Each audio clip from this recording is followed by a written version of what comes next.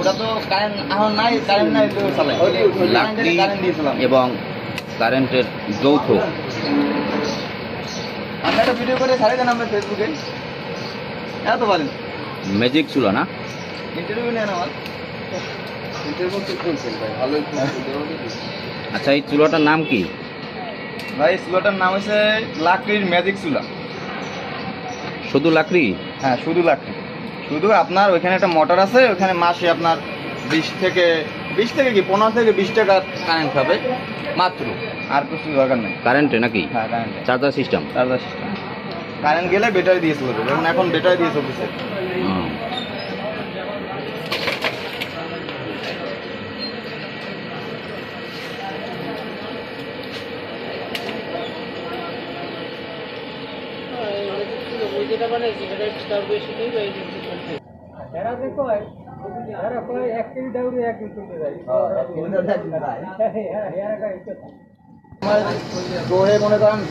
চুলাটা এই যে ব্রেকআপ ব্যাটারি আছে, এখানে ব্রেকআপ ব্যাটারি দিয়ে এখানে মোটর দ্বারা দূরত্ব বজায় রাখবে না, কারণ হচ্ছে এই আপনার হিট হয়ে গেলে ব্যাটারি সমস্যা।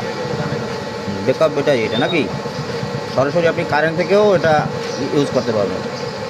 অর্থাৎ এখানে একটা মোটর আছে, মোটরটা চালিয়ে রাখা লাগবে এবং এই রেগুলেটর আছে, কমানো বাড়ানোর অপশন আছে।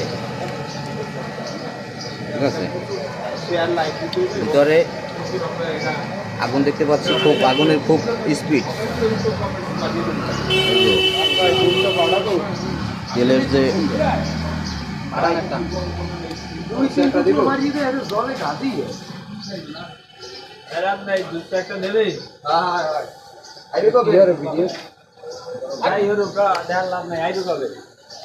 তিনটা অ্যাঙ্গেল আছে না, অ্যাঙ্গেল দিয়ে একটু আপ করে দিবেন 1 ইঞ্চি পরিমাণ, 1 ইঞ্চি পরিমাণে তিনটা টুকরো দিয়ে আপ করে দিবেন।